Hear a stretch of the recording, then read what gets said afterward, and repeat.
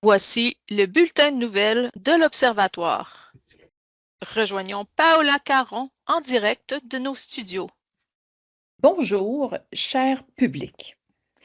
Bienvenue à cette édition spéciale du Bulletin des nouvelles de l'Observatoire de la formation professionnelle, édition très spéciale du 11 décembre 1986. Une émission où nous tenterons, bien humblement, de comprendre un phénomène fascinant, celui du travail patient, méthodique, profondément humain mené par nos correspondants de l'Observatoire de l'AFP. Depuis plusieurs mois, nos correspondants, véritables explorateurs du savoir pédagogique, enquêtent, analysent, observent et documentent des enjeux essentiels de la formation professionnelle au Québec.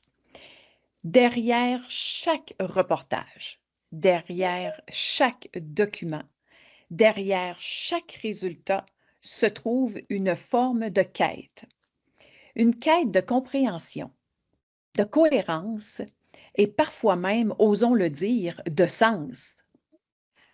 Armés de leurs notes, de leurs surligneurs fluo et parfois même de leurs disquettes 3 pouces et demi, pour sauvegarder leurs idées les plus révolutionnaires, ils ont enquêté sur des enjeux cruciaux de la formation professionnelle.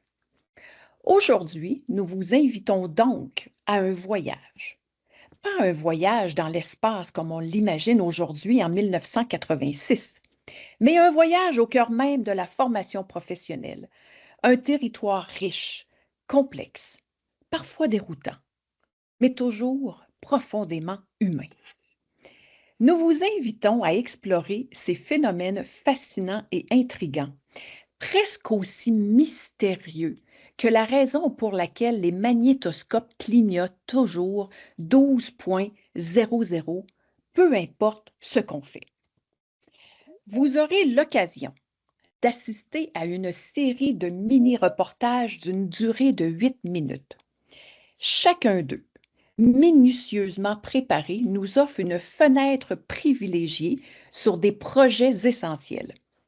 L'accompagnement des nouveaux enseignants, l'évaluation, la planification, l'insertion professionnelle, l'identité professionnelle, autant de thèmes qui fascinent silencieusement mais sûrement l'avenir de la formation professionnelle au Québec. Ces reportages vous permettront notamment de découvrir les résultats officiels, vérifiés et fortement sollicités sur le plan cognitif. Comprendre les pistes d'action, parce qu'un bon bulletin de nouvelles, ce n'est pas seulement ce qui est arrivé, mais c'est aussi ce qu'on pourrait bien faire autrement. Et finalement, voir l'envers du décor, là où se prennent les décisions, où se tiennent les discussions et où parfois la connexion coupe, juste au mauvais moment. Nous avons essayé de vous présenter des reportages de 7 minutes, mais ça manquait de substance. Nous avons alors tenté 9 minutes, mais ça devenait un film d'auteur. Alors 8 minutes, pas une de plus, pas une de moins, nous semble une excellente formule. Si un sujet pique votre curiosité, prolongez l'enquête. Contactez directement nos reporters. Alors mettez-vous bien à l'aise. Vous assistez à tout ça directement de votre confort, du salon, du bureau, de votre classe, selon où vous vous trouvez ou selon la puissance de votre réseau s'y trouve. Installez-vous confortablement. Ajustez le volume de votre écran, vous savez, petite roulette sur le côté avec grésillement intégré. Fermez la pagette, ainsi elle ne vibrera pas pendant les reportages. Rangez votre cellulaire à anse ou utilisez-le comme haltère pour garder la forme pendant les reportages, si le cœur vous en dit. Si vous enregistrez les reportages sur une disquette, n'oubliez pas de la reformater pour gagner 12 KO d'espace supplémentaire. Si vous enregistrez les reportages sur votre magnétoscope, n'oubliez pas de rembobiner le ruban de votre cassette VHS avec un crayon au besoin. Finalement, n'oubliez pas d'appuyer simultanément Record et Play de votre magnétoscope. Maintenant, Poursuivons ce bulletin spécial de l'Observatoire de l'AFP avec un reportage de première importance. En effet, nos équipes ont sillonné les corridors, regroupé les témoignages et recueilli les faits saillants concernant les besoins prioritaires du nouveau personnel enseignant en formation professionnelle, particulièrement dans le secteur de la santé. Un dossier chaud, puisqu'il touche directement l'accueil, l'accompagnement et la réussite des nouveaux enseignants. Pour nous en parler, passons tout de suite la parole à notre correspondante, Lucie Beaulieu, en direct de Québec. Lucie, c'est à vous. Oui, bonjour. Ici Lucie Beaulieu, en direct du Centre de formation professionnelle Fierbourg, dans une classe d'enseignement avec un uniforme d'enseignement parce que j'enseigne en SASI, santé, assistance et soins infirmiers, depuis maintenant 20 ans. Donc, aujourd'hui, ce que je vous présente comme reportage, ce sont des recommandations que j'ai émise suite à un projet de recherche que j'ai fait dans le cadre de ma maîtrise en éducation, laquelle s'est terminée il y a 1 an sous la supervision de Mesdames Nathalie Gagnon et Michel Deschaines. Alors, sans plus tarder, je passe aux recommandations que j'ai émises. Donc, tout d'abord, planifier à l'embauche une journée d'orientation générale comportant entre autres le fonctionnement du CFP et du CSS ainsi que les bases de la pédagogie.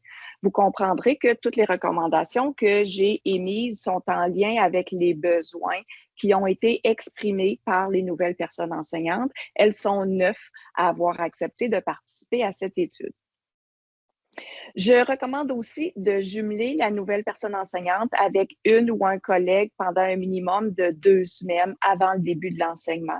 Donc, les nouvelles personnes enseignantes ont décrit un fort besoin d'apprendre à enseigner car elles proviennent du milieu de la santé, soit comme infirmières ou infirmières auxiliaires, et elles ne connaissent pas l'enseignement.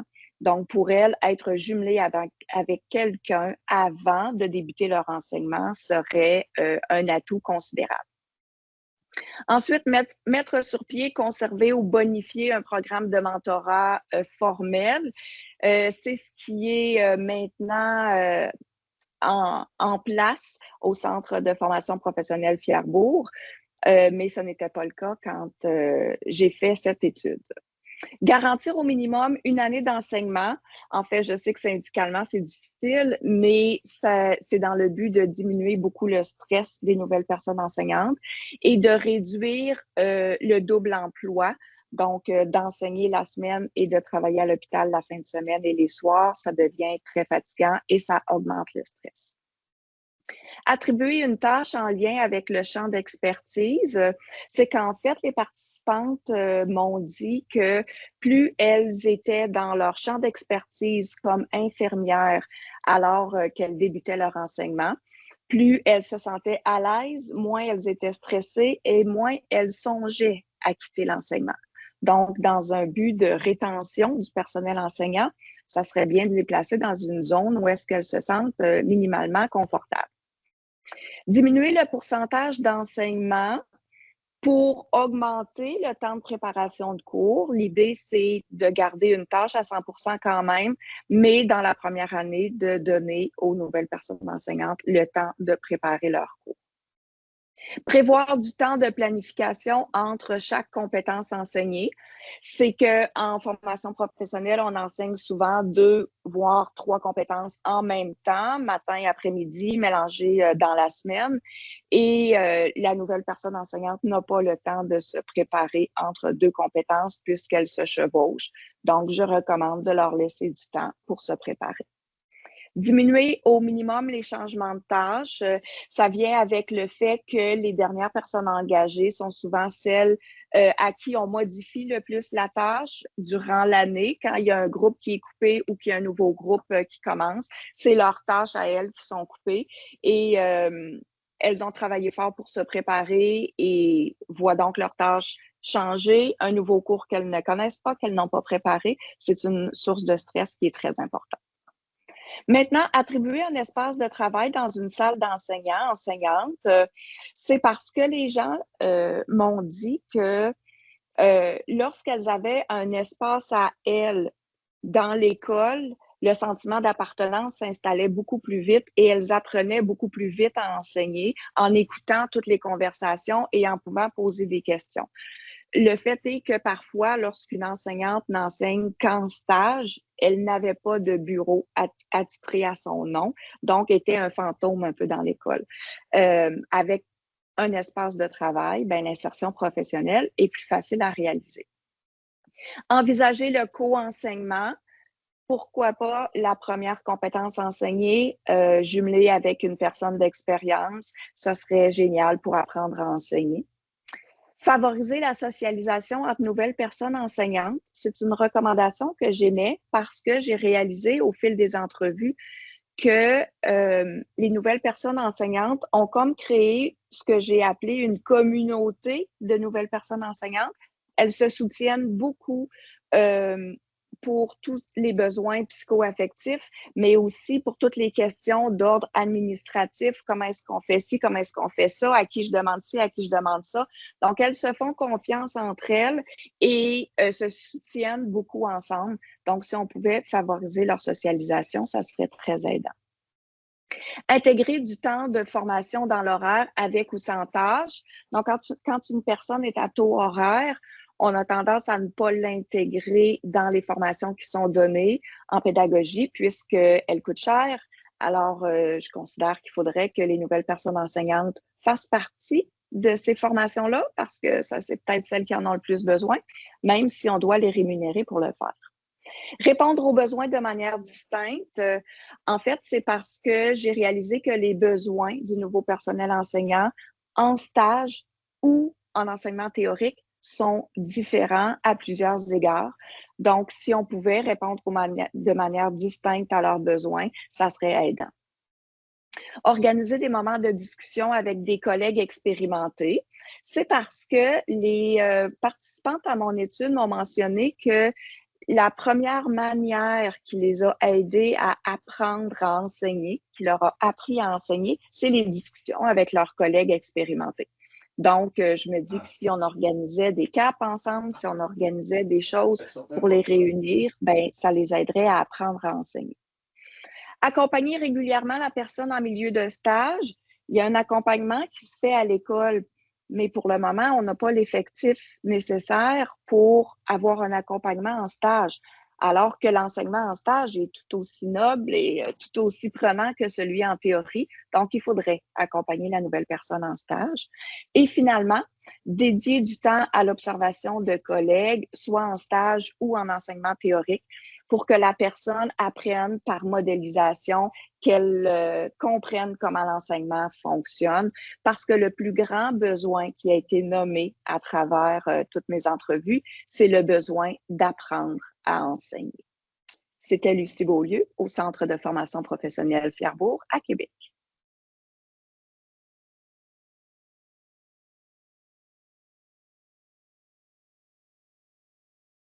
Merci à notre correspondante Lucie Beaulieu pour ce reportage éclairant sur les besoins prioritaires du nouveau personnel enseignant au secteur de la santé. Merci surtout pour vos recommandations généreusement partagées et je crois que l'Assemblée générale promet. Merci. Nous poursuivons maintenant notre voyage au cœur de l'Observatoire de l'AFP avec un outil fondamental, l'art de former. Introduction à l'enseignement en formation professionnelle. Un ouvrage collectif majeur pour l'AFP et qui joue un rôle comparable au manuel d'un appareil électronique de nos années 80, disons. Essentiel pour éviter les mauvaises surprises, mais vous allez voir quand même heureusement beaucoup plus clair. Eh bien, aujourd'hui, nous avons la chance d'avoir un reportage dédié à ce sujet qui traite de son utilité, son évolution et surtout sa place dans l'accompagnement des nouvelles personnes enseignantes en AFP. Notre correspondante spéciale, Andréane Gagné de Rock Forest, nous a préparé un reportage clair, structuré et peut-être même surprenant. Donc, Andréane, on se tourne vers vous. Merci, ça me fait plaisir. C'est formidable, votre organisation. J'ai envie de mettre la télé au 3, de décoller Ubi, puis de souffler dans la cassette. Vous savez quel âge j'ai maintenant. Donc, et vous voulez repartir le partage ou j'y vais à l'oreille comme ça? OK, cool. Donc, ça va être le reportage stagiaire. Ça me fait plaisir de vous rencontrer, puis de vous rapporter les faits sur une parution à venir en primeur. Je peux vous annoncer que la parution est prévue en mai 2026. Ce sera un ouvrage d'introduction pour tous les enseignants de la formation professionnelle, tous les nouveaux enseignants, mais aussi pour ceux que ça fait un moment. Vous aurez envie de le lire. C'est un ouvrage qui devrait être conçu un peu comme un index. Donc, vous devriez y retrouver un peu plus de 40 sujets d'intérêt pour une personne enseignante en formation professionnelle que vous pourrez consulter au gré de vos envies. Pour tout vous dire, Michel et moi, qui sommes les directrices, avons regroupé presque 50 personnes autrices dans les différents chapitres. Il va en avoir 42. Donc, c'est 50 personnes de toutes les universités du Québec, notamment, mais aussi de plusieurs centres de formation professionnelle qui occupent différents postes, des étudiants aussi qui ont fait leur maîtrise et leur doctorat sur la thématique de l'enseignement professionnel ou de la formation professionnelle, des gens qui ont vraiment utilisé toute leur expertise pour rendre accessible finalement ce savoir-là. On peut changer de diapo. Donc, oui, on pense que ça va devenir une ressource incontournable avec différents repères, des idées inspirantes, mais on a surtout on a cherché à vous proposer des pistes concrètes. Donc, ça va être un ouvrage fort qui s'en vient. On espère, on va vous tenir au courant à travers nos réseaux, Michel et moi, et à travers le réseau de l'Observatoire des prochaines étapes. Et on espère là, que vous allez nous revenir avec vos constats, vos conclusions, vos commentaires, vos suggestions quand vous l'aurez lu. On sera ouvert. Attendez-vous d'entendre parler de gestion de classe, de numérique, d'évaluation, d'identité, de bien-être enseignant, de santé, sécurité, d'éthique, et plus, et plus, et plus. Donc, ça nous fait très plaisir. Andréane, ici Andréane, Radio-Canada, Sherbrooke. Ton micro, Paola. Merci, Andréane, pour ce reportage dynamique et structuré. Un outil qui présente un riche contenu et actuel. Nous attendons impatiemment le mois de mai 2026. Et l'actualité de l'Observatoire nous mène maintenant vers un dossier central, essentiel, incontournable, et j'ai dit l'évaluation. Un domaine qui, entre de bonnes mains, devient un véritable levier d'apprentissage. Notre envoyé spécial, Stéphane Dupuis, a mené une analyse rigoureuse sur les pratiques, les enjeux et les pistes d'amélioration dans ce domaine qui touche chaque enseignant de près. Sans plus tarder, rejoignons Stéphane en direct de Windsor-Valley pour un tour d'horizon aussi clair qu'indispensable. Stéphane, on vous écoute. Merci, Paola. Oui, en direct de Windsor, mais sur un regard sur l'ensemble du Québec parce que quand on verra la préparation visuelle que j'ai faite pour vous, vous allez voir que c'est l'ensemble du Québec qui va être touché d'ici peu. En fait, on assiste en évaluation, Paola, à une prolifération d'idées jamais vues encore jusqu'à présent. Ça s'étend à travers la province. On voit là, que ça se prolifère. Tout ça, puis on pense qu'à court terme, là, le Québec en entier sera touché, là, sera convaincu, sera touché par ces nouvelles idées-là. En fait, l'idée de la prolifération là, et les souches importantes là, qui sont derrière cette prolifération-là, une vingtaine de membres proliférants, des personnes expertes de tous horizons, de la formation professionnelle, des cégeps, des universités, de la Fédération des centres de services scolaires et des feux récits régionaux. Là, ça bouillonne, ça pétille. Puis ces personnes-là représentent là, en fait l'ensemble de la diversité de la formation professionnelle en termes de fonctions, de responsabilités, de régions, de programmes d'études.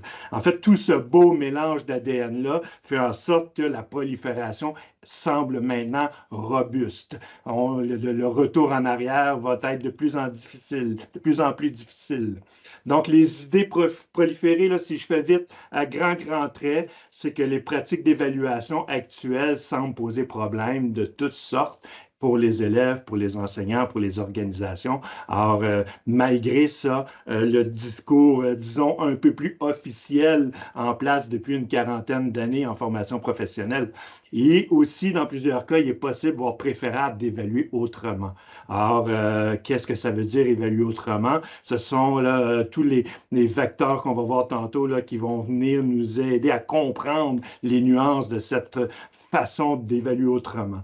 En clair, le propos des souches qui prolifèrent, c'est que si c'est un enseignant qui porte un jugement professionnel sur un apprentissage manifesté par un élève, bien, il y a de fortes chances que ça soit légal, c'est-à-dire qu'on puisse le faire.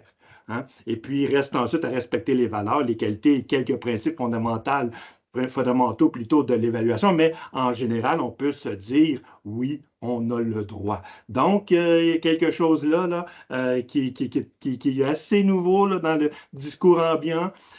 Les principaux vecteurs actuels de la prolifération, c'est 4 documents. Un premier document où on présente la posture des membres proliférants, c'est-à-dire qu'il y a une posture d'évaluer pareillement, un peu cristallisée, une posture d'évaluer à distance où on adapte nos pratiques d'évaluation et évaluer autrement, où là, on fait un grand ménage là, conceptuel, un grand ménage des paradigmes d'évaluation.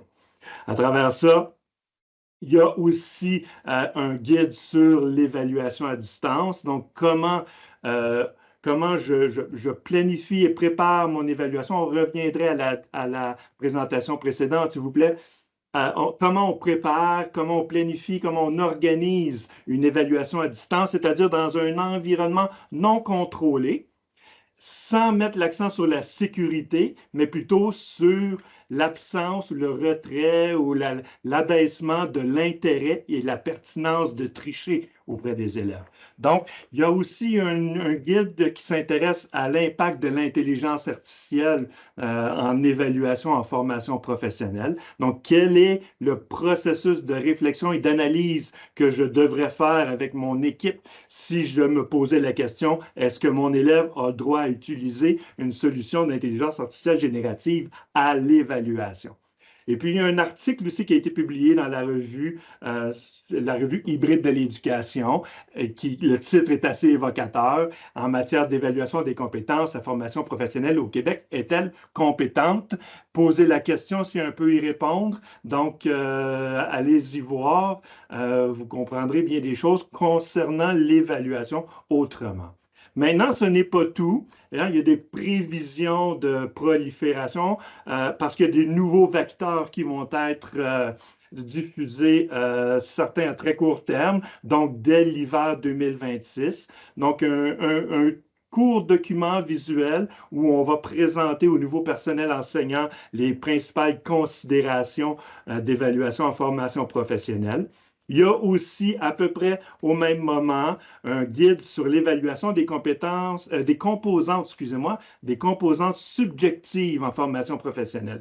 L'idée derrière ça, c'est que actuellement, toute composante subjective ou variable est exclue de l'évaluation. Et maintenant, on se pose la question, est-ce que ce ne serait pas envisageable, est-ce que ce ne serait pas préférable dans certains cas, quand une compétence ou une ressource ou une habileté plus subjective est au cœur de la compétence, ce ne serait pas pertinent de l'évaluer. Donc, on se pose la question et on donne quelques stratégies pour y arriver. Il y aura aussi un cadre de référence en matière d'évaluation, c'est-à-dire des pistes pour établir des normes et modalités pour les équipes enseignantes. Il y a aussi un article qui va paraître à plus moyen-long terme sur l'évaluation autrement, c'est-à-dire qu'on regarde l'examen, l'évaluation comme menace à l'engagement et à l'apprentissage ou au développement des compétences. Et on va faire un petit tour dans la littérature pour comprendre là, pourquoi ça devient une menace, puis qu'est-ce qu'on pourrait faire pour réduire les irritants qu'on pourrait trouver dans la formule d'évaluation d'aujourd'hui. Une nouveauté qui va nous apparaître aussi à l'hiver, c'est une COP en matière d'évaluation. Donc, quelques membres proliférants ont proposé d'inviter l'ensemble des membres de l'Observatoire à participer à quatre événements pour discuter d'évaluation. L'invitation va être lancée là, dès l'hiver 2026. Si on passe à la question suivante, c'est contrairement à une contagion, on fait face ici à une contamination positive. Donc, on invite tous les membres à participer à cette contamination positive. Comment le faire? D'abord, douter, questionner, chercher.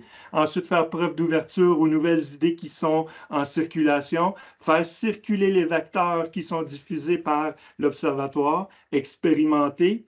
Communiquer les résultats de l'expérimentation et finalement, pourquoi pas s'impliquer comme souche de prolifération dans les prochaines semaines, dans les prochains mois, dans les prochaines années. Alors, merci beaucoup. C'était Stéphane Dupuis en direct de Windsor. Merci Stéphane pour ce reportage éclairant. Alors, c'est noté. Nous avons reçu l'invitation pour participer au comité. Merci. Ça fait un survol des souches de prolifération, c'est un survol limpide sur l'évaluation. C'est une thématique où l'équilibre est aussi délicat que l'ajustement d'une antenne sur un téléviseur. Donc, si je comprends bien, aucun retour en arrière possible, une exploration importante de toutes nos possibilités. Nous restons dans les grandes thématiques de la pratique enseignante avec un autre incontournable, la planification. Aujourd'hui, ce n'est rien de moins qu'un duo choc qui prend le relais. Nos correspondants, Claudia et Alex, en direct de Sherbrooke, nous présentent un outil concret, efficace et attendu, le manuel Enseigner en formation professionnelle, 2e édition.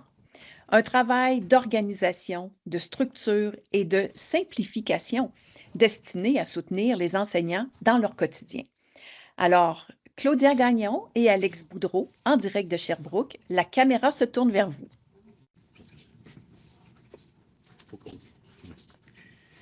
Bonjour, bonjour. Écoutez, il y a tout un achalandage aujourd'hui à la coop en ce moment. En fait, c'est que les lecteurs s'arrachent la toute nouvelle édition, pardon madame, du manuel Enseigner en formation professionnelle. Excusez-moi. Oui, en fait, j'ai la chance de me trouver ici en compagnie de la professeure Claudia Gagnon, qui a co-dirigé la rédaction de cet ouvrage-là avec la professeure Chantal Beauchet. Bonjour, professeur Gagnon. Bonjour. Comment allez-vous? Très bien, vous? Très bien, merci. Félicitations pour cet accomplissement. Merci, c'est beaucoup de travail quand même. J'en doute pas. Alors, qu'est-ce qui vous rend la plus fière dans cette nouvelle édition-là? Et puis, pourquoi est-ce que vous pensez que les lecteurs y réagissent avec autant d'enthousiasme? Bien, d'abord, ce qui nous rend le plus fiers, Chantal et moi, en fait, c'est d'avoir réuni des personnes expertes là, dans les différents éléments qui sont présentés dans ce livre. Une première fois en 2016, mais maintenant, on a ajouté, en fait, il y a d'autres chercheurs aussi qui se sont ajoutés, qui se sont joints à l'équipe, donc on est très fiers de ça. Autre élément aussi, c'est qu'en 2016, il n'y avait pas beaucoup de recherches sur la formation professionnelle, donc les exemples qu'on donnait, c'était souvent des exemples pris en enseignement secondaire, des choses comme ça, alors que là, vraiment, de bord en bord du livre, on parle de l'AFP, on présente des recherches de l'AFP aussi pour appuyer qu'est-ce qu'on dit, donc ça c'est vraiment des éléments qui nous rendent très fiers. Et puis, qu'est-ce qu'il y a comme nouveauté dans ce livre-là qui va avoir suscité le plus de réactions positives ou de discussions? Bien, évidemment, on est en 2025, c'était pas tout à fait pareil en 2016. Donc, en 2025, on ne pouvait pas passer à côté d'un chapitre sur la mobilisation du numérique qui a été écrit par Nolan Bazinet et Michel Deschênes, donc deux professeurs, un professeur de l'Université de Sherbrooke, une professeure de l'UQAR. Alors, ce chapitre-là, c'est vraiment la nouveauté, mais tout le reste du contenu aussi a été revu, bien sûr, amélioré, mis au jour, finalement, mis à jour, voilà. Très bien. Et puis, en quoi est-ce que cette nouvelle édition-là reflète l'évolution des besoins des enseignants et des apprenants depuis la première parution du livre? Bien, justement, c'est ce que je commençais à dire. En fait, on a vraiment revu l'ensemble. Puis dans ce livre-là, dans ce volume-là, on voit, par exemple, tous les documents de programmation pédagogique là, qui sont réalisés par le ministère au fil des années. Donc, les programmes d'études, le cadre d'évaluation, etc. On aide vraiment les enseignants à comprendre ces documents-là parce que c'est pas toujours simple, la matrice. Voilà. Et donc, encore, depuis 2016, il y a eu des modifications, des nouveautés là, pour le ministère dans ces programmes-là. Alors, on explique qu'il y a ces éléments-là qui sont rajoutés pour être, en fait, on couvre l'ensemble des années depuis le début, là, les années 90 avec les anciens programmes jusqu'au programme, jusqu'en 2025. Alors, si ça change encore dans la prochaine année, bien, il faudra faire une autre édition dans le futur. Merci beaucoup, professeur. Merci à vous, puis dépêchez-vous d'aller commander votre exemplaire. Tout le monde se l'arrache, comme vous avez vu. Merci. Voilà. Merci. De retour à vous, Paola, en studio. Merci à vous deux, mais attention à la violence autour du rayon. Merci pour cette présentation claire, utile. Ça semble un outil qui apporte vraiment la stabilité, la cohérence, de quoi être fier. Allons, on se le procure, on se le commande. Et maintenant, nous changeons complètement de registre pour passer à notre parenthèse sportive, ou du moins à ce qui s'en rapproche le plus depuis l'entrée en ondes de l'Observatoire de l'AFP. L'enseignement individualisé, véritable discipline olympique, il faut de l'endurance, de la stratégie, du doigté et une capacité remarquable à adapter son jeu en temps réel. Certains diront que c'est l'équivalent pédagogique du biathlon, courir, viser, respirer, tout en gardant le sourire devant les élèves. Notre analyste sportif, Marc Plamondon, celui qui connaît le terrain, les statistiques, les performances et les tactiques gagnantes, s'est penché sur la question et nous propose un reportage complet qui fera certainement avancer nos réflexions. Allons rejoindre Marc en direct de Montréal. Alors, merci beaucoup, Paola. Ici Marc Plamondon, normalement en compagnie de Gilles Lechauve, pour les nouvelles du sport de l'Observatoire de la formation professionnelle du Québec. Un peu comme le ministère de l'Éducation avait mis le sport à côté, nous avons fait pareil. Alors, permettez-moi de partager mon écran. Et c'est parti. Alors, tout d'abord, dans le comité enseignement individualisé, nous avons une ligue, un peu comme une ligue de garage, mais organisée autour d'une recherche de paillettes et champagne. J'ai nommé la Ligue du CODEV. Un peu à la manière du Ligue du Vieux Poil qui vise à donner des conseils aux générations futures. La Ligue du CODEV accompagne les enseignants depuis maintenant 2 ans à travers divers cas. Et c'est 4 équipes, en fait, cette année, donc 2 l'année passée, maintenant 2 nouvelles équipes qui se disputent le match des étoiles du CODEV.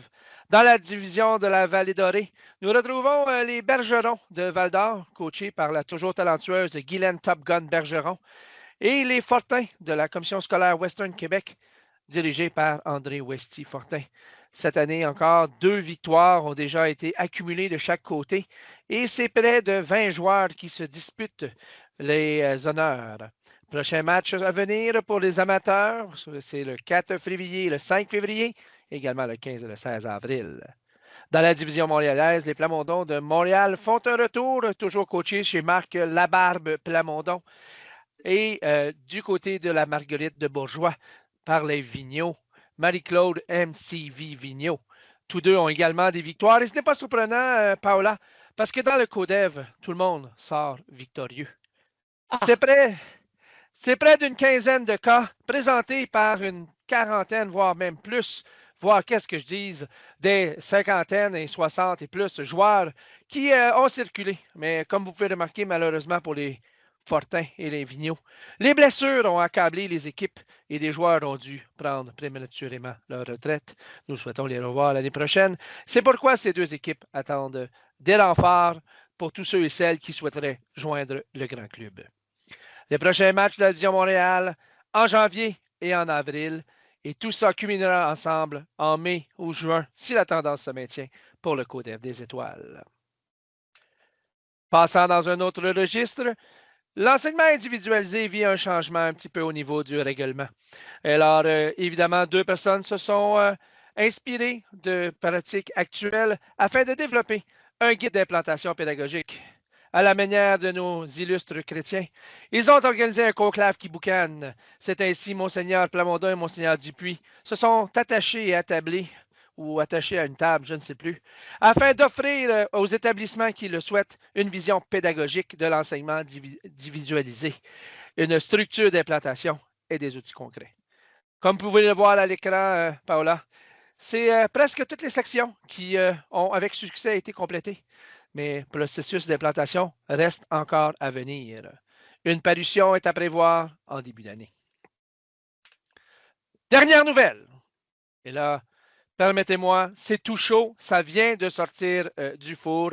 Dernière nouvelle, la programmation de la journée thématique sur l'enseignement individualisé est enfin sortie. Alors là, je suis plus qu'heureux, un peu comme un coach ayant gagné la loterie du repêchage en juillet, je ne peux plus. Le 26 février, c'est à mettre à votre horaire. Il s'agit ici non pas d'une élection hâtive, mais bien d'un événement incontournable qui aura lieu en ligne sur la plateforme GatherTown pour que vous puissiez vous connecter, peu importe où vous êtes au Québec. Prof, pas prof, c'est pas mal ça, là, ça couvre tout le monde. Vous pourrez vous joindre à nous pour une merveilleuse journée autour de différents thèmes qui seront en mode repeat, un peu comme Second Regard rejouait une deuxième fois le dimanche. Bien, cette fois-ci, ce sera le matin et l'après-midi. Alors, s'ouvrira le matin une conférence de Chantal Beauché, la directeuse de l'Observatoire de l'AFP. S'en suivra 2 blocs. Le premier, le matin, avec la création de capsules vidéo en FP, ou encore le suivi des apprentissages. On le sait, Paola, c'est le nerf de la guerre en enseignement individualisé. C'est incontournable. Ensuite, de 10h à 55 à 11h55, suivra 3 ateliers au choix, comme un buffet dans lequel vous ne pouvez plus vous contenir. Vous aurez le choix entre des ateliers de pratique pédagogique sur l'intelligence artificielle, intelligence qui est de plus en plus présente, mais pas nécessairement de plus en plus intelligente. C'est pourquoi nous avons dédié un atelier sur le sujet. Ensuite de ça, un atelier d'échange sur des pratiques gagnantes auprès des élèves.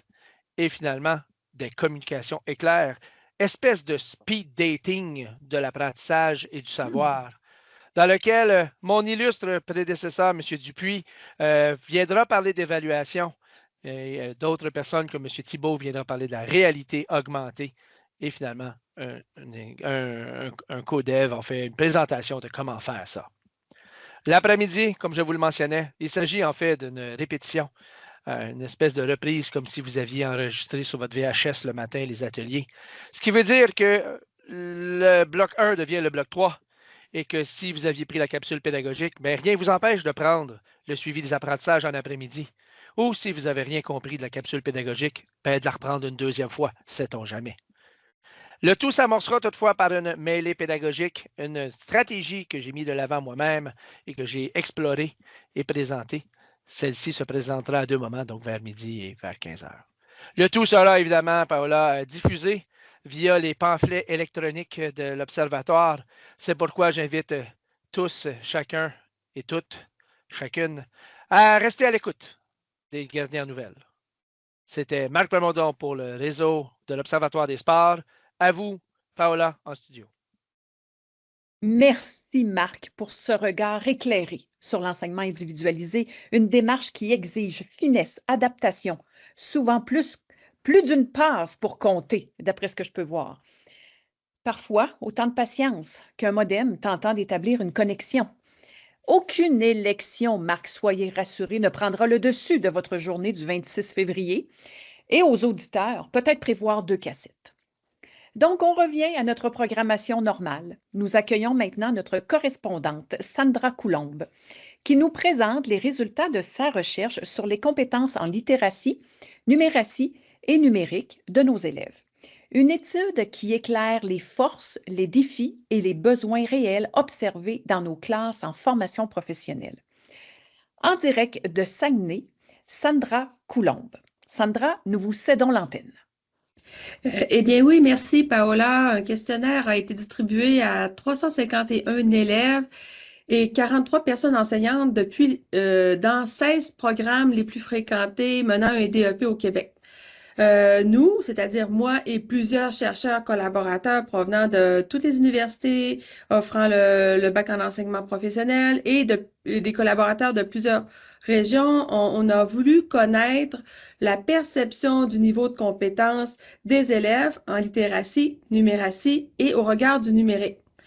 Puis, il apparaît en fait que les élèves ont tendance à estimer être relativement compétents, alors que le portrait des élèves, des enseignants est nettement plus nuancé. Regardons les résultats un peu plus attentivement, si vous le voulez bien, madame. Donc, on remarque à l'aide du graphique sur la perception du niveau de compétence des élèves que les données montrent que plusieurs élèves se croient à un niveau avancé ou expert à propos des compétences en littératie, numératie et numérique. On remarque que c'est le cas pour plus de 50% d'entre eux pour le niveau pour chacune de ces compétences. Si on regarde la diapositive suivante, bien, pour leur part, les enseignants n'ont pas la même perception du niveau des trois compétences des élèves. Donc, on remarque qu'une majorité des enseignants affirment que les élèves possèdent un niveau de compétence intermédiaire et que très peu les considèrent avancés ou experts de ces trois compétences. Donc, on constate globalement un écart entre les compétences perçues, le niveau de compétences perçues par les élèves et le niveau et la perception divergente des enseignants. Puis, ce qu'on ne voit pas dans les données présentées dans ces deux diapos, bien, il y a des défis communs qui ont été rapportés au regard du développement de ces compétences. Donc, les élèves ont nommé le défi lié à la littératie, notamment à l'amélioration de l'écriture, du vocabulaire du métier, de la lecture, de la communication sur le plan professionnel. Ils ont nommé aussi, les élèves, des défis liés à la numératie, notamment à la pratique des calculs mentaux, à la compréhension des mesures et de l'amélioration des mathématiques appliquées à leur métier. Ils ont souhaité aussi, ils ont nommé aussi vouloir apprendre à mieux utiliser les logiciels et les outils spécialisés pour le métier. Pour leur part, les enseignants aussi ont parlé de défis liés aux apprentissages en littératie, numératie et numérique. Donc, ils ont nommé notamment la compréhension limitée des consignes et des textes, des lectures rapides, sans attention au vocabulaire du métier que les élèves faisaient. Ils ont nommé aussi plusieurs accords de français, peu de révision, peu d'autocorrection.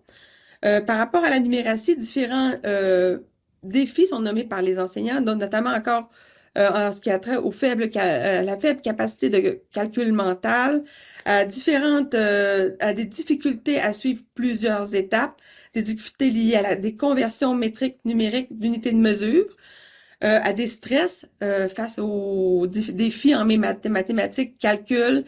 Ils ont nommé que les élèves se découragent rapidement et face au numérique, ben, ils ont peu d'autonomie pour des usages pédagogiques des outils. Donc, pour donner suite à ce portrait des divergences entre compétences perçues par les élèves et par les enseignants, on a rencontré les enseignants pour qu'ils nous nomment les pratiques pour développer ces compétences. Donc, la prochaine étape de ce projet est de ramasser les données récoltées sur le terrain et de refaire une communication au sujet du portrait des compétences en littératie, numératie et numérique des élèves perçus autant par les élèves que par les enseignants. Donc, c'était Sandra Coulombe, professeure en enseignement professionnel à partir de Chicoutimi, à l'Université du Québec à Chicoutimi. Merci.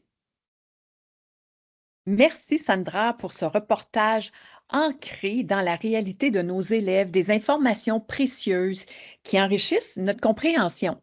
Alors, nous sommes en attente de la suite. Très intéressant. Merci Sandra.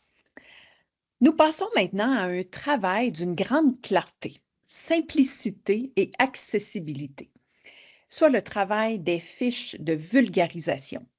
En seulement 2 pages, elles offrent des synthèses accessibles sur des sujets essentiels, comme la transition vers l'enseignement, les compétences émotionnelles en FP et même la FP et l'intelligence artificielle. Dans un monde où tout va très vite, elles deviennent un outil essentiel pour comprendre rapidement, agir efficacement et diffuser les bonnes pratiques. Notre correspondant, Éric Tandon, en direct de Sherbrooke, nous présente ce travail de synthèse remarquable. Éric, la caméra est à vous.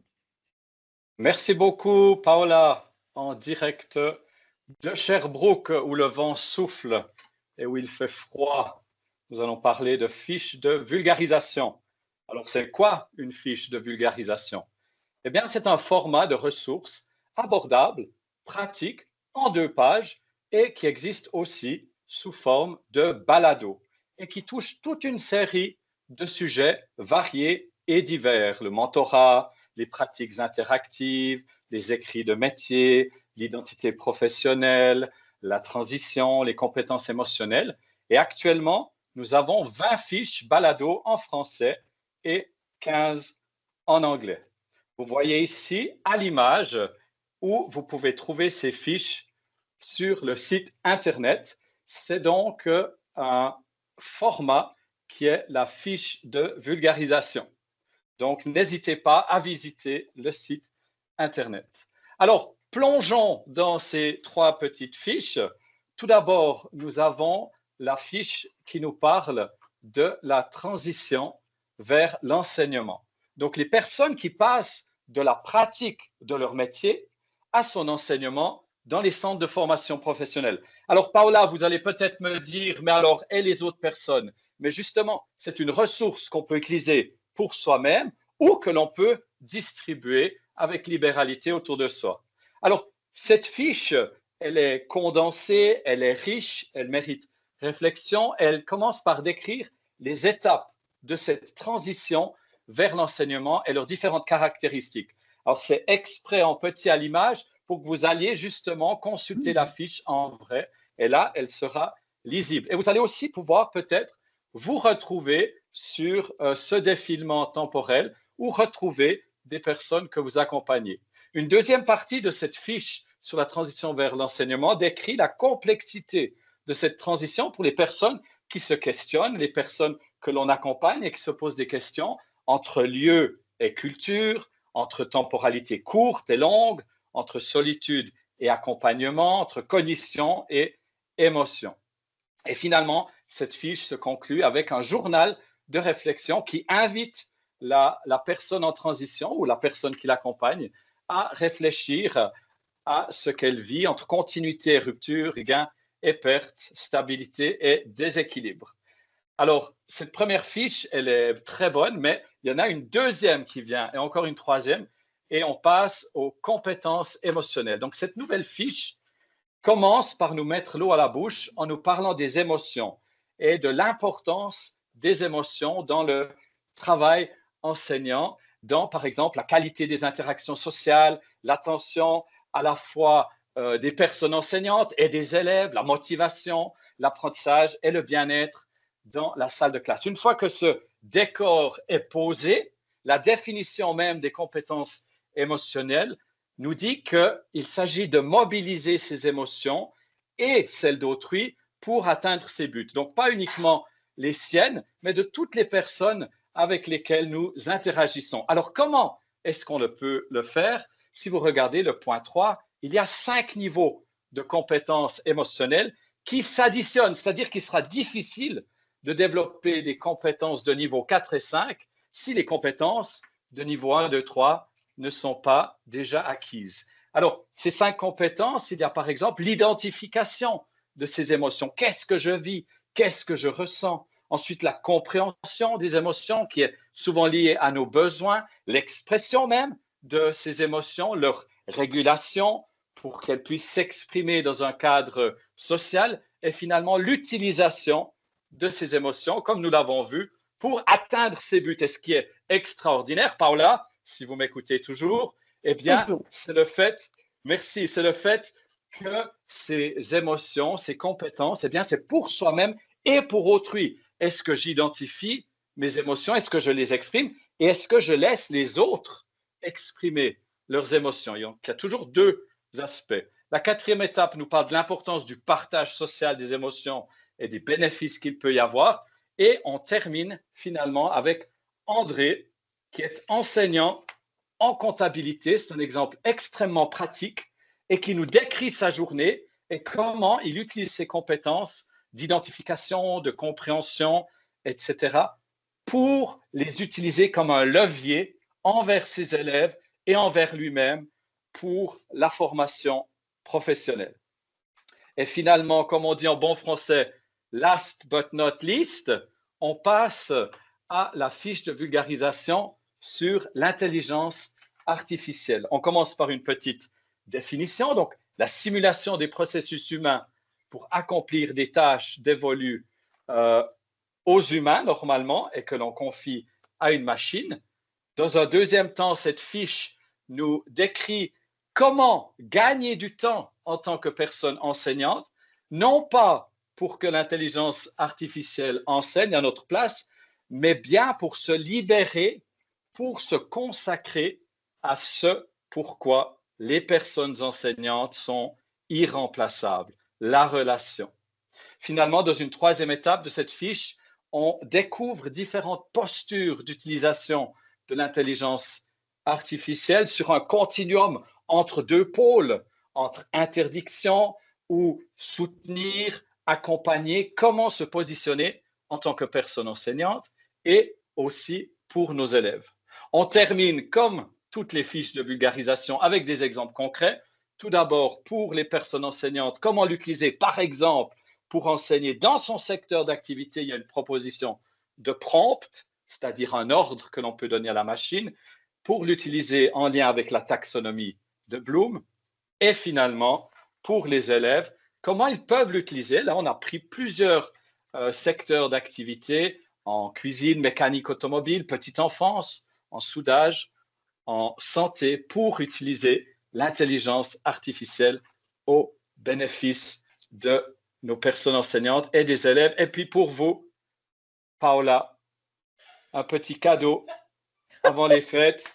Et je vous rends le micro. C'était Éric Tordon pour Radio-Québec à Sherbrooke. Merci, Éric. Merci beaucoup. Et là, on m'informe à l'instant qu'il semble que la fiche sur l'intelligence artificielle sera fort utile dans une quarantaine d'années. On m'indique qu'en 2025, 2026, c'est une fiche qui sera fort utile. Alors, merci beaucoup, Éric, pour ces explications limpides et cette démonstration de clarté. Des fiches utiles et très efficaces. Merci, Éric. Maintenant, en direction pour un sujet qui touche le cœur même de la profession enseignante, l'identité professionnelle. Comment elle se construit? Comment elle évolue? Quels éléments influencent la posture, la confiance, le sentiment d'appartenance? Notre envoyé spécial, France Baudet, encore une fois, oui, on m'informe encore une fois. France Baudet, non, OK. En direct du désert, il semble que France nous rejoint du désert. Donc, France nous propose un regard approfondi sur cette dimension essentielle au métier. France, nous vous écoutons. Bonjour, merci Paola. Bonjour, chers membres de l'Observatoire. Je me trouve aujourd'hui à l'École professionnelle des métiers de Saint-Jean-sur-Richelieu, dans le sable chaud et fin du désert. Et oui, qui aurait cru un désert à Saint-Jean-sur-Richelieu, en Montérégie, une école dans le désert. Et oui, ce que j'y ai trouvé, Paola, est vraiment fascinant. J'y ai trouvé dans ce désert des dizaines de marcheurs qui en font la traversée à l'aide, croyez-le ou non, d'une réflexion guidée. Il s'agit de nouveaux enseignants qui sont à la recherche de leur identité professionnelle enseignante. Vous savez, Paola, l'identité, c'est ce qui comprend nos croyances, nos valeurs, nos expériences, notre personnalité, notre perception de soi et aussi le regard que nous porte l'autre et ce qu'on en pense évidemment. Donc, ça se construit à travers des réflexions, entre autres, à un rythme qui est différent pour chaque personne. C'est un processus dynamique qui est propre à chacun, qui est bien équilibré et, quand c'est réussi, c'est un gage de réussite, d'équilibre au travail et donc de bonheur et de rétention. Et donc, on a utilisé certains marcheurs aujourd'hui. En fait, certains marcheurs ont utilisé, excusez-moi, le guide écrit, qui est un outil là, dans leur traversée. Et certains ont utilisé la version audio. Et ce que je remarque quand je regarde les marcheurs, on voit toutes sortes de choses, Paola. On a certains marcheurs qui s'arrêtent pour pleurer, d'autres marcheurs qui partent à rire. Certains partagent entre eux leurs ressentis. Et on a des marcheurs qui s'arrêtent et qu'on voit qui sont plus pensifs. J'ai rencontré France, qui est enseignante et accompagnante avec les nouveaux enseignants, qui a collaboré à ce projet dans le cadre de son cours avec Andréane Gagné, qui a donc aussi collaboré. Et elle m'a dit que l'idée est venue vraiment en partie suite à des expériences d'accompagnants, à des recherches aussi sur qu'est-ce qui pourrait aider les gens à développer leur identité professionnelle. Et c'est venu aussi à la demande des nouveaux enseignants qui trouvent que les contraintes organisationnelles dans les milieux, souvent, ne permettent pas d'avoir un temps d'arrêt, un bel espace de pause, de réflexion qui peut leur permettre de se développer à leur rythme. Donc, on voulait leur rendre accessible cet outil et je dois dire que c'est plutôt réussi. Ce que vous retrouvez dans l'outil, c'est une ressource qui est divisée par étapes, comme à la traversée d'un désert, parce que, avouons-le, d'être un nouvel enseignant, ouf, c'est toute une aventure comme si on traversait le désert. Donc, les marcheurs sont accompagnés tout au long de l'aventure avec différentes étapes, que ce soit l'étape du mirage, l'étape de la bonne gorgée d'eau froide. Il y a certaines questions réflexives, comme par exemple, en quoi crois-tu que cette émotion te parle? Qu'est-ce que ça veut dire pour toi? Et aussi, comment tu réussis à surmonter les défis? Donc, on les invite durant la traversée à avoir des réflexions pour pouvoir se rendre jusqu'au bout du désert, ce qui les rend fiers d'eux. Et voilà pour ce petit bout. Et j'ai récolté, oui, c'est vrai, je voulais vous dire, j'ai pris le temps de récolter des commentaires de certains expéditeurs. Nous avons Annabelle, par exemple, qui dit être réellement touchée par les questions posées. Ça le fait beaucoup réfléchir. On a Nadia qui trouve que la voix qui est sur l'audio est rassurante, inspirante, que ça lui donne le goût de persévérer dans le métier. On a aussi des gens qui sont très impressionnés de l'esthétique du guide écrit, qui trouvent très convivial, donc sont très heureux d'avoir ce guide-là dans leur sac à dos pour la traversée.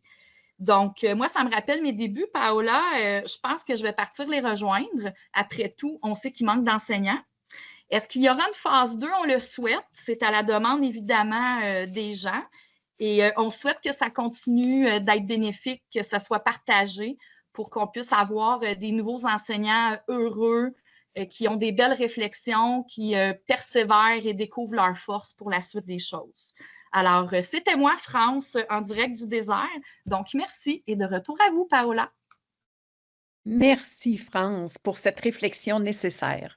Je pense que c'est un thème qui, comme toutes les constructions humaines, demande du temps, de l'attention, parfois un peu de recul. En fait, merci, très enrichissant, mais je crois qu'on va devoir revoir nos cours de géographie pour découvrir ce fameux désert non loin de Montréal. Nous poursuivons avec un reportage fort différent. Même futuriste, pourrait-on dire, puisque c'est un dossier qui est tourné vers l'avenir. Il s'agit d'appels à tous. Des membres pour les comités élèves à besoins particuliers et intelligence artificielle sont recherchés. Une alliance entre le développement humain et les technologies émergentes. Donc, un trio fort dynamique. Chantal Beauché de Sherbrooke, Vénus Saint-Onge de Montréal et Pascal Gagné de Sherbrooke nous présentent l'état des travaux et les perspectives d'avenir. Nous leur cédons l'antenne.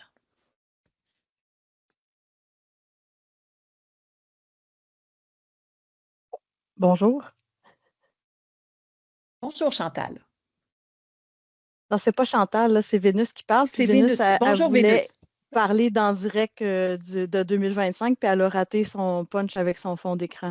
Fait que je vais le mettre, ça sera pas long. Donc, est-ce que Chantal souhaitait prendre la parole pour commencer?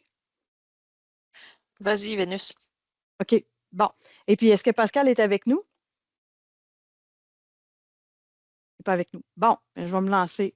Donc, Vénus Saint-Onge en direct de Montréal du futur. Donc, c'est ça. Donc, c'est un appel. On fait ça beaucoup d'avance. On souhaiterait trouver des collaborateurs qui voudraient travailler avec nous dans 25 ans. Hein, c'est ça, hein, Paola?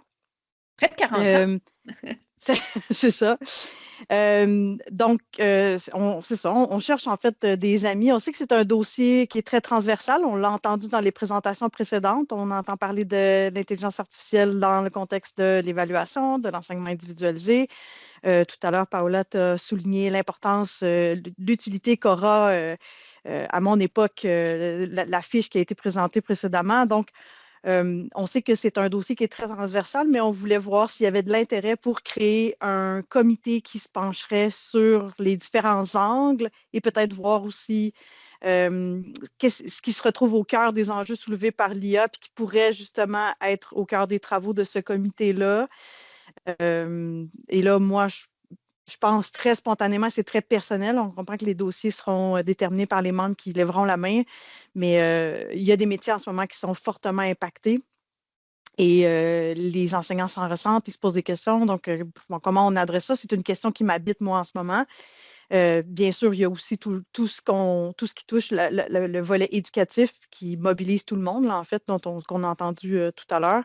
Donc, comment collaborer avec les autres comités aussi qui aborderont probablement les enjeux d'intelligence artificielle, puis comment est-ce que nous, on peut apporter quelque chose en portant un chapeau un peu plus spécifique. C'est les questions qui m'habitent, puis l'invitation que moi, j'aurais envie de lancer. Pascal, je te lance le POC. Oui, est-ce que vous m'entendez? Oui. Oui. Good. En fait, on a un souci de l'impact que l'intelligence artificielle a actuellement sur les métiers et vraiment cet impact-là va continuer à s'agrandir. Et puis, évidemment, si ça a un impact sur le métier, ben, par la bande, ça a un impact sur la formation des nouvelles personnes qui vont exercer ce métier-là, donc sur la formation professionnelle. Alors, c'est tout cet enjeu-là de l'intelligence artificielle qui pourrait être bénéfique, qui a des impacts positifs, qui a des impacts parfois négatifs aussi. Donc, comment traiter ce dossier d'intelligence artificielle, puis à commencer par les pratiques en enseignement dans les divers métiers, mais par aussi la transformation du métier qui n'aura pas le choix d'avoir lieu là, avec l'intelligence artificielle. Alors, beaucoup de questions, beaucoup d'angles sur lesquels on peut parler de l'intelligence artificielle. Alors, s'il y a des gens qui sont intéressés à venir discuter et à venir réfléchir sur les travaux qu'on peut faire pour accompagner les gens en formation professionnelle quant à l'intelligence artificielle, ça serait vraiment intéressant. Voilà, donc si vous êtes intéressé, manifestez votre intérêt dans le clavardage, on va prendre soin de vous contacter. Un grand merci. Vénus Saint-Onge en direct de 2025 à Montréal. Et Pascal Gagné en direct de Sherbrooke. Merci à vous deux. Merci. Alors, à vous, Chantal. Eh bien, bonjour, Paola. Moi, je me cherche des amis. Alors, je me demandais qu'est-ce que vous pouviez faire pour moi parce que je me sens un peu seule. Alors, je lance un appel. Je me cherche des amis pour réfléchir à des questions existentielles comme comment mieux aider les élèves à besoins particuliers? Comment mieux aider les enseignants à mieux aider les élèves à besoins particuliers? De quoi ont besoin les enseignants pour avancer là-dedans d'une façon plus juste, plus équitable, mais aussi avec des connaissances un peu plus solides.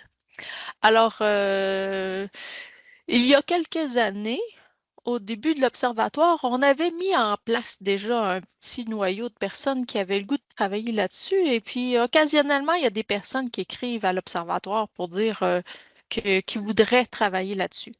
Mais le temps étant compté dans une journée, Paola, j'ai dû mettre sur la glace ce comité. Comprenez-vous? Absolument. Alors, maintenant, j'ai décidé de faire fondre la glace et de relancer ce comité. Alors, les personnes qui ont déjà écrit dans les derniers temps pour dire qu'elles voulaient travailler là-dessus vont être contactées. Mais je me cherche vraiment des amis. Alors, si vous voulez être mon ami, vous pouvez nous faire signe. Je suis une personne agréable et qui me fera plaisir de participer à faire mieux connaître la situation des élèves à besoins particuliers. Alors, Paola, je rappelle néanmoins qu'il y a 2 conditions pour faire des travaux à l'observatoire et j'espère que vous les connaissez. Alors, la première, c'est qu'il faut avoir le goût de partager parce que l'observatoire, c'est une mise en commun de nombreuses personnes qui réinventent le bouton à 4 trous chacun de leur bord de façon récurrente. Alors là, ce qu'on voudrait, c'est se regrouper. Alors, il faut avoir le goût de partager. Mais, Paola, la deuxième chose, c'est que pour participer aux travaux de l'observatoire, il faut être sympathique. Ah, Alors, oui. voilà. Oui. Si des personnes sympathiques avaient le goût de partager leurs connaissances et leurs compétences sur les élèves à besoins particuliers, je vous invite à devenir mon ami parce que Paola, je me sens seule. Alors, voilà. C'est tout ce que j'avais à dire à ce sujet. Ici Chantal Beauché, à Sherbrooke. Merci Chantal, et je vois déjà des réactions. Je crois que vous vous trouverez des amis sous peu, Chantal. Je suis fort heureuse pour vous. Donc, on va conclure cette série de reportages avec un chantier majeur.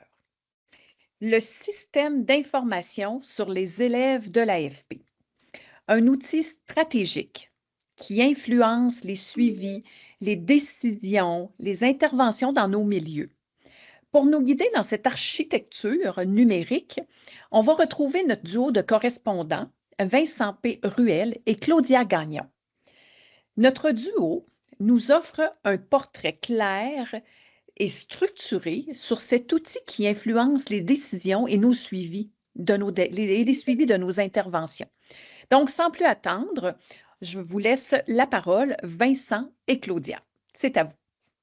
Merci beaucoup, Paola. Claudia Gagnon, donc à Sherbrooke. Pour vous présenter un projet, en fait, vous avez sans doute entendu parler du projet, l'enquête qui a été menée auprès des élèves de la formation professionnelle en 22-23. On a recueilli des données à travers la province de Québec, autour de 15 000 participants, 15 000 élèves qui ont participé. Ce projet-là était l'initiative du comité positionnement de l'AFP au sein de l'Observatoire. Et dans ce grand comité, on est plusieurs personnes et donc il y a un sous-comité qui s'est formé de Pierre Bégin d'Éducation internationale, de Michel Deschênes de l'UQAR et de moi-même pour travailler justement à la création d'un système d'information qui va vous être présenté par mon collègue développeur de ce super projet, Vincent Poirier-Ruel. Alors, je te cède la parole, Vincent.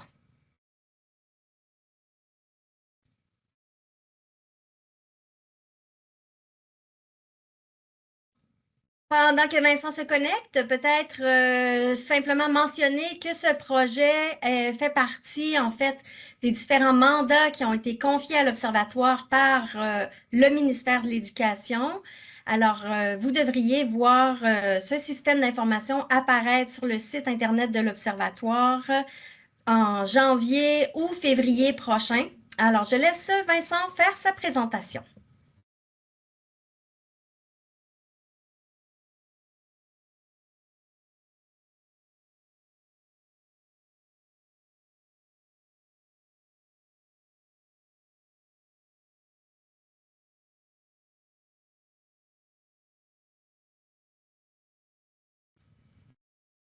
Vincent, il semble qu'on a un problème technique, Paola. Donc, j'ai vu apparaître Vincent à 2 reprises, mais il semble avoir disparu.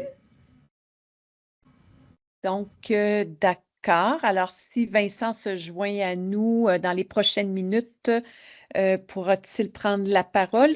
Sinon, vous, Claudia, êtes-vous en mesure de le faire ou... Moi, je n'ai pas accès au système. Donc, présentement, vous savez, la technologie, moi, je suis à Sherbrooke en 2025. Paola, la technologie est vraiment très, très, très avancée, mais c'est Vincent qui a vraiment les mains dans le développement du site et la base de données qu'on va pouvoir questionner. Je peux vous expliquer, par contre, en quoi elle consiste. En fait, toutes les données qui ont été collectées dans le cadre de cette enquête, c'était un questionnaire très, très long, d'une 45 minutes à peu près, que les élèves ont rempli sur différents sujets, à la fois des caractéristiques sociodémographiques, des caractéristiques socio-affectives, toutes les questions concernant les troubles d'apprentissage et autres. Bref, un ensemble de données qui ont été collectées. Ce que Vincent a fait comme travail, donc par la magie de la technologie, il a construit une énorme base de données qui se trouve quelque part dans un nuage. Et puis, toute personne qui va aller sur le site de l'Observatoire consulter la base de données va pouvoir vraiment questionner cette base de données-là. Par exemple, demander spécifiquement dans ma région... en Mauricie, par exemple, quel est le pourcentage d'élèves de la formation professionnelle qui se disent très stressés, par exemple? On pourra poser d'autres questions, évidemment, regarder les différences en fonction du genre, en fonction de l'âge, en fonction donc de la région, du secteur de formation aussi dans lequel les élèves se situent. Et c'est un système qui est très convivial, là, où on peut directement poser les questions, choisir les questions qu'on souhaite, choisir le public, les données qu'on souhaite consulter à travers cette base de données. Donc, voilà, je ne sais pas qu'est-ce qui arrive avec notre super développeur. Il semble vraiment avoir disparu. Donc, c'est ce que je pouvais vous dire de mon côté. Surveillez, donc, vous aurez une annonce prochainement sur les réseaux sociaux de l'Observatoire quand la base de données sera accessible, donc en janvier ou février prochain. Merci à vous, Paola, Claudia, donc en direct de Sherbrooke en 2025. Merci, Claudia, de 2025. Merci beaucoup. Alors, voilà, chers téléspectateurs. Oui, Chantal, vous aviez quelque chose à ajouter avant le mot de la fin? Ah oui, on va étirer un peu parce qu'on va attendre. Je présume que Vincent va finir par régler ses problèmes. Alors, je vais faire une petite intervention, si vous le voulez bien, Paola, sur une nouvelle ressource, un répertoire de ressources qui a été déposé récemment sur le site de l'Observatoire. Et je voudrais, si vous me laissez l'antenne encore quelques instants, Paola, partager ces outils qu'on a développés et qui sont, ma foi, fort pertinents. Alors, on a ici, vous reconnaissez, et j'ose l'espérer, le site de l'Observatoire et la section ressources qui est là.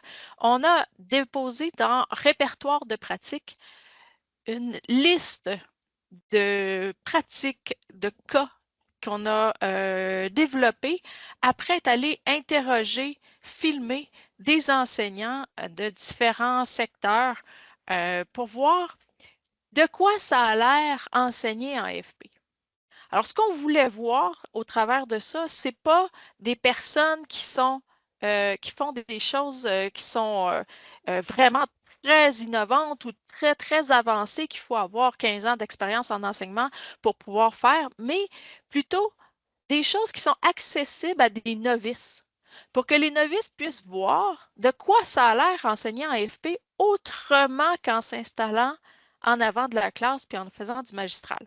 Alors, ce qu'on a fait là, c'est qu'on a documenté 36 pratiques diversifiées dans différents domaines qui vont pouvoir devenir des sources d'inspiration pour les nouveaux enseignants et peut-être les enseignants plus expérimentés qui sont un peu à court de jus, là, tu sais. Alors, ce qu'on a là, si je remonte un petit peu, des pratiques qui touchent vraiment toutes sortes de secteurs. J'en rouvre un au hasard. Alors ici, on a un jeu d'évasion.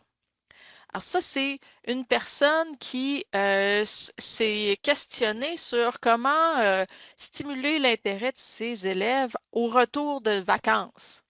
Alors, on a chaque fois un petit contexte qui explique c'est quoi la situation, qu'est-ce qui était à faire. Ici, on a une vidéo de Karine Girard qui explique son jeu d'évasion. Et on a ensuite des petits cadenas comme ça avec des questions, des pièges qui permettent de faire un petit retour. Si je reviens ici et que j'en ouvre un autre, celui-là, au hasard, c'est Carl Lemay qui s'est penché sur l'aide à l'apprentissage, donc l'évaluation en aide à l'apprentissage et qu'on a structuré de cette façon-là. Là, si vous regardez bien, Paola, vous vous rendez compte que c'est très imagé, que c'est très court, avec seulement quelques petites informations. Ici, on a encore le contexte. Et c'est fait exprès. Parce que l'idée, c'est de permettre aux personnes de comprendre rapidement, sans avoir à beaucoup lire. Donc, de s'approprier cette stratégie-là, cette pratique-là, rapidement et de voir comment elle peut faire pour la mettre en application dans son centre, dans son enseignement. Alors, ce sont 36 cas qui sont actuellement documentés. Et d'abord, je voudrais dire qu'il faut remercier les enseignants qui ont contribué pour leur générosité et leur humilité, je dirais. Parce que malgré tout, ils se sont mis un peu à nu en nous donnant accès à leur classe, à leur pratique, et ils nous ont permis aussi de mettre leur nom. Parce que c'est important à l'Observatoire de reconnaître la contribution de chacun et de reconnaître l'expertise qui est développée. Alors, tout le monde le fait à visage découvert et on reconnaît leur expertise, leur contribution. Alors, si vous accompagnez des nouveaux enseignants, je vous suggère d'aller faire un petit tour là-dedans. Peut-être que vous aurez des informations intéressantes à leur refiler. Il faut toujours accepter les biscuits, Paola, nous dit-on. Toujours accepter les biscuits, sinon ça ne marche pas bien. En tout cas, c'est ce qui paraît. Moi, j'aime bien les biscuits. Alors, ça va, je les accepte. Parce que cette sorte-là ne fait pas grossir de toute façon. Ça te permettra peut-être d'avoir des amis. Peut-être que si je fournis les biscuits, j'aurai des amis. Je vais y penser. Alors, voilà. Donc, si vous accompagnez des nouveaux enseignants, allez faire un tour là-dedans. Si vous êtes vous-même un nouvel enseignant, allez-y aussi. Et on continue à vouloir faire vivre le répertoire en enrichissant. Moi, mon espoir, c'est que ce soit quelque chose qui prenne de l'ampleur et puis qu'éventuellement, on ait tout plein de pratiques comme ça là, qui sont décrites.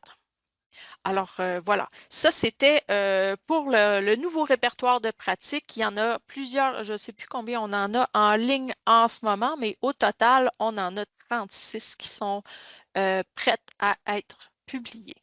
Alors, voilà. C'était l'information sur le répertoire de pratiques que j'avais à vous transmettre. Est-ce que par hasard, Vincent Poirier-Ruel serait arrivé en ligne? Je suis là. Oh, que ça me fait plaisir d'entendre ça. Merci beaucoup. Alors, je recède le micro à Claudia et Vincent. Parfait. Claudia, je pense que je vais te laisser commencer. Tu avais des choses à dire. J'avais déjà dit ce que j'avais à dire, alors je te laisse directement la parole, ouais, Vincent. J'ai introduit le projet comme prévu. OK. Super. Bon, ben, allons-y. Donc, je ne sais pas trop ce que Claudia a dit, mais je vais repartir du début, puis on verra si on se répète. Donc, le projet qui est né avec le plugin qu'on a créé pour l'exploration des données, c'était dans l'idée de dire, on a recueilli environ 13 000 réponses à un sondage qui a été fait dernièrement auprès des élèves de la formation professionnelle. L'objectif du projet était de rendre les données disponibles au plus grand nombre. Donc, une fois que les rapports ont été produits avec ces données-là, qu'est-ce qu'on fait avec pour faire en sorte que les données continuent à vivre puis servent des objectifs qui continuent à travers le temps. Donc, le mandat avec lequel Claudia m'a approché était de dire, on va créer un outil numérique où est-ce que les données vont pouvoir être consultées, puis on va pouvoir les interroger, puis sortir, entre autres, ce qu'ils avaient déjà en tête, c'était d'avoir des graphiques, des outils comme ça qu'on pourrait comprendre. C'est quoi l'information juste qui est là, puis pouvoir lui poser des questions. Donc, super cool. J'étais très excité d'embarquer dans ce mandat-là. On a quand même, après ça, embarqué dans une bonne phase d'exploration parce que c'est beau dire on rend les données disponibles, on veut pouvoir explorer les données, mais en bout de ligne, ça ne veut absolument rien dire. Donc, qu'est-ce qu'on fait avec ça? Ça mange quoi en hiver pour être capable de dire est-ce que si on pose des questions, comment est-ce que ça s'articule? Qu'est-ce qui va sortir? À quoi ressemble un outil duquel on peut sortir de l'information?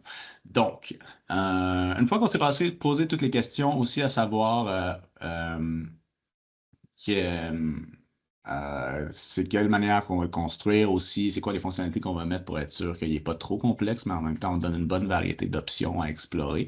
Donc, grosse phase de questionnement qui a duré peut-être le tiers du projet. On a construit des maquettes, on a fait un peu du va-et-vient pour dire, OK, voici à quoi j'ai pensé.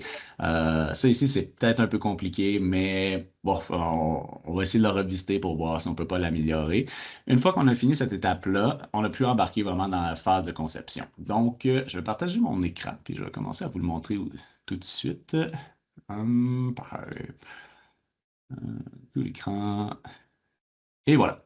Donc, ce que vous voyez ici, c'est un site web WordPress qui est complètement vide. Donc, l'idée, vu qu'on construit un plugin, l'idée, c'était d'avoir quelque chose qu'on va pouvoir intégrer dans le site web de l'Observatoire plus tard. Donc, qui puisse être pris en main par l'équipe de développement web de l'Observatoire, puis que l'équipe puisse eux-mêmes pouvoir l'intégrer dans les pages qu'ils veulent faire vraiment ce qui bon leur semble avec l'outil d'exploration. Donc, en ce moment, ici, c'est juste un plugin, un site web dans lequel j'ai créé le plugin. Une fois que le plugin est inséré dans un site web, il va avoir un import des données à la base de données qui va être faite en s'assurant de structurer les données pour les rendre vraiment significatives pour l'outil. Vu qu'on parle de 13 000 réponses à 185-200 questions par réponse, ça donne 2 millions-ish de réponses de données, fait que ça prend un petit temps d'importation. Puis après ça, une fois que c'est fait, tout à coup, le plugin, l'outil est disponible dans l'éditeur de page de WordPress partout dans le site web. Donc, si je clique sur ma page que je n'ai pas édité le nom, j'arrive maintenant avec mon petit outil. Donc, l'entièreté de notre outil qu'on a développé se résume à une fenêtre. Cette fenêtre-là peut afficher dans toutes les pages du site web, va pouvoir être présentée avec une mise en contexte, va pouvoir en avoir plusieurs qui vont apparaître avec déjà des données qui sont affichées dedans. L'idée, c'était justement d'avoir quelque chose qui est modulable, qu'on peut jouer avec, puis juste s'amuser.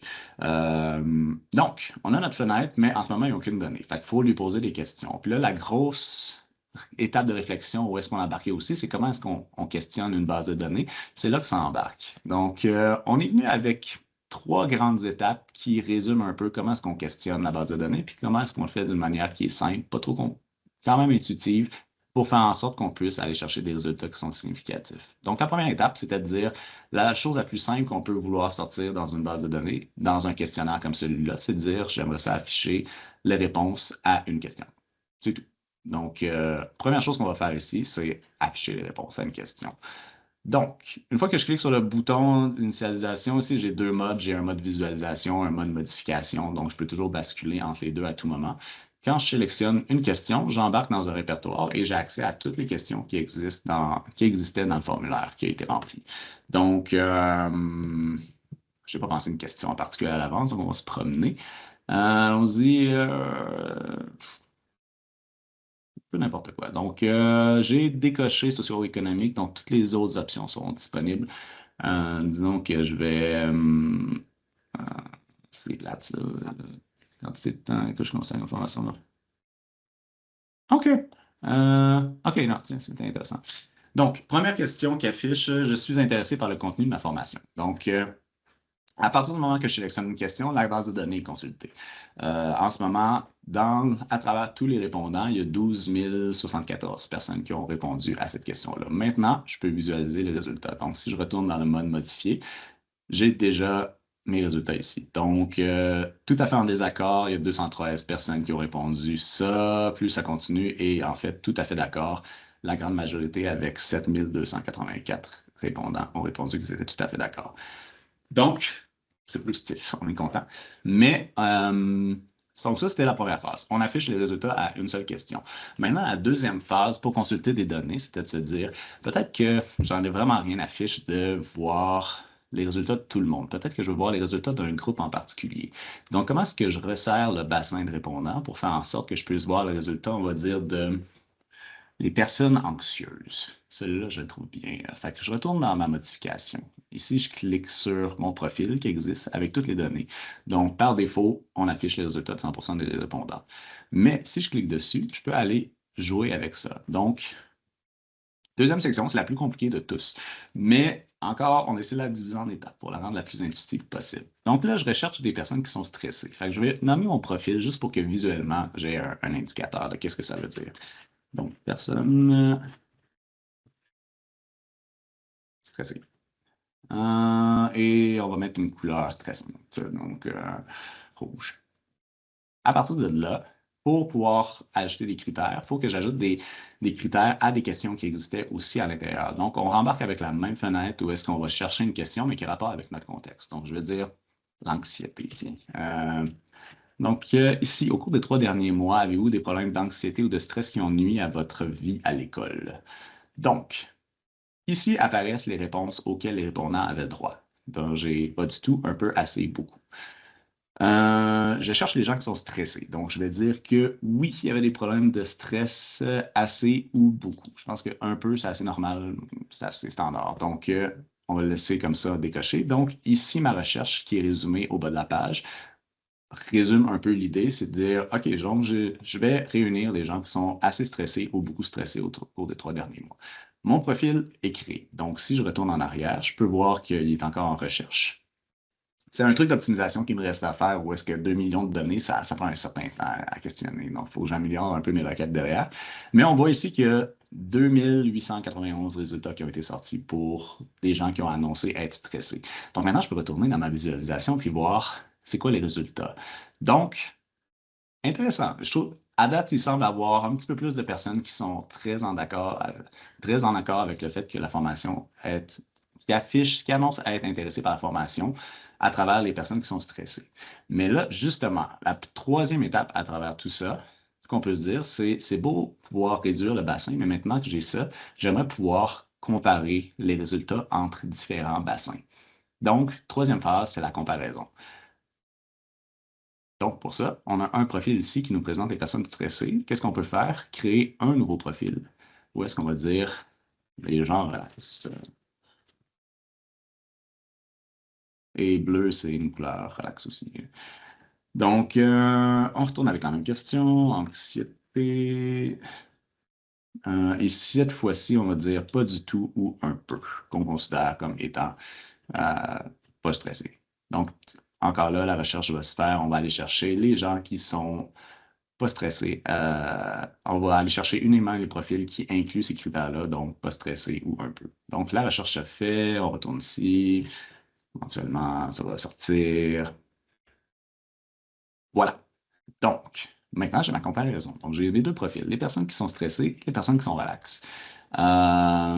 Donc, en ce moment, on a 2 types de données qui sortent. On voit que la barre des personnes qui sont stressées est beaucoup plus basse que celle des personnes relaxes, mais on comprend qu'en fait, c'est un piège un peu parce que si on regarde, j'ai 2 quantités de personnes qui sont complètement différentes. Donc, ce n'est pas une information qui est si valide.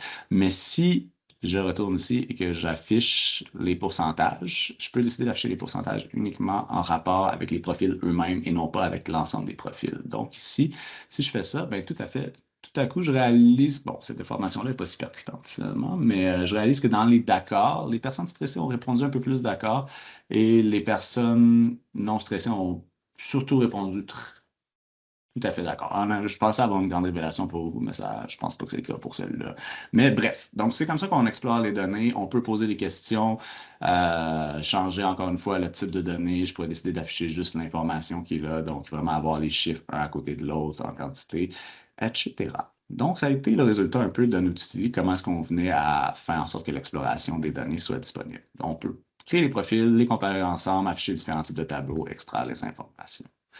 Voilà, ça, je pense que j'ai un petit peu dépassé. J'ai essayé de parler plus vite pour rattraper, mais je pense que ça fait un bon survol de l'outil et puis comment est-ce qu'il fonctionne. Merci beaucoup, Vincent. Simplement, Paola, pour rappeler que le site est encore en construction et donc ça devrait apparaître en janvier ou février prochain. Merci. Merci tout le monde. Merci à vous deux. Merci, très intéressant, très intéressant. Alors voilà, ça se termine ainsi, cette édition spéciale, édition très spéciale du Bulletin de nouvelles de l'Observatoire de l'AFP. Aujourd'hui, en cette année 1986, année de la réforme de l'AFP, nous avons voyagé d'un projet à l'autre, avec attention, curiosité et parfois un léger ajustement d'antenne pour capter toute la richesse du signal. Ce sera mieux en 2025, je vous l'assure. Enfin, nous avons entendu des correspondants passionnés, rigoureux, engagés. Attendez un petit peu. Oui, OK. Engagés qui, chacun à leur manière, ont éclairé des facettes essentielles de la formation professionnelle au Québec. Les besoins des nouveaux enseignants, l'insertion professionnelle, l'évaluation, la planification, l'enseignement individualisé, la littératie, les fiches de vulgarisation, l'identité professionnelle, les élèves à besoins particuliers, les systèmes d'information, l'intelligence artificielle. Nous serons prêts pour affronter les années 2025. Mais en 86, souhaitons que ça ne prenne pas 40 ans pour avoir une prochaine réforme en formation professionnelle. Ce bulletin nous rappelle une chose essentielle. L'Observatoire de l'AFP n'est pas seulement un regroupement de comités. C'est une communauté de recherche, de réflexion et d'action, où chaque travail nourrit le suivant, où chaque découverte éclaire une pratique et où chaque perspective ouvre un nouvel horizon. Et si certaines de ces nouvelles semblaient très nouvelles, ou que d'autres avaient un petit goût de déjà-vu, elles ont représenté, ensemble, un rappel que l'évolution du milieu éducatif, tout comme celle des technologies, avance toujours plus vite qu'on ne l'imagine. Mais jamais trop vite pour qu'on cesse d'apprendre ensemble. Avant de passer à notre mot de la fin, je souhaite remercier tous nos envoyés spéciaux, nos animateurs, nos chercheurs, nos artisans de l'AFP qui ont relevé avec brio le défi des 8 minutes, malgré la complexité des projets. Merci pour votre générosité, votre rigueur et votre audace. Et maintenant, comme tout grand bulletin de nouvelles, vient le moment de céder la parole à celle qui aura le dernier mot de cette émission spéciale. Une femme dont la sagesse, la vision et le calme légendaire. Calme? Ah oui, OK, on me dit que ce n'est peut-être pas approprié, mais enfin, une femme dont la sagesse, la vision rivalise avec la petite musique d'attente des téléphones à fil enroulé. Je parle bien sûr de Chantal Beauché, qui aura sûrement des amis au cours de la prochaine année. Alors, Chantal Beauché, professeure et directrice de l'Observatoire de l'AFP. Chantal, la parole est à toi.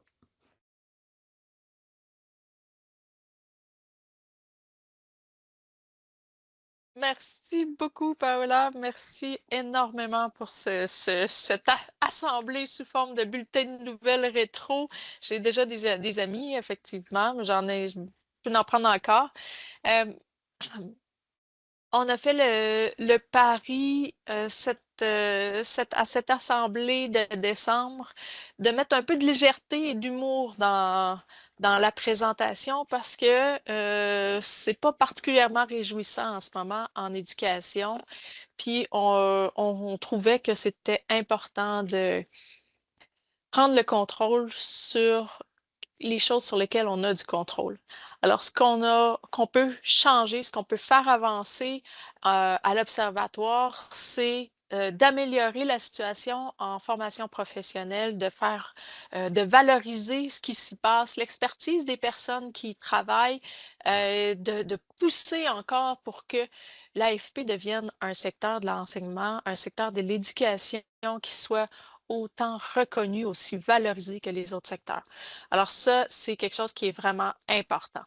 Alors, je vous remercie tout le monde qui a participé, tout le monde qui a écouté, tout le monde qui a rigolé. Ça a été un grand plaisir. Merci infiniment. Je vous souhaite un magnifique temps des fêtes et puis j'espère qu'on pourra continuer à collaborer ensemble, à travailler, à faire progresser la formation professionnelle au Québec. Merci beaucoup. Bonne fin de journée.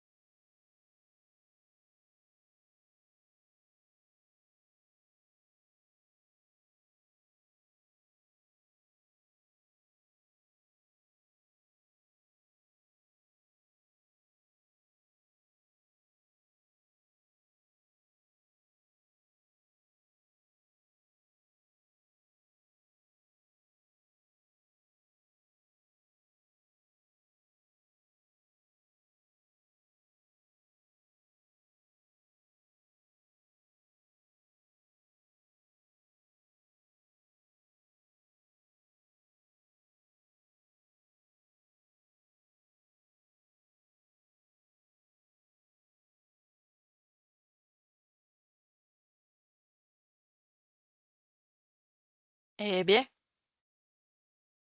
attends, je vais enregistrer, je vais arrêter l'enregistrement. Ce qu'il est.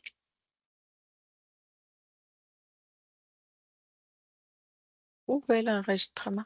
Ah, il est là.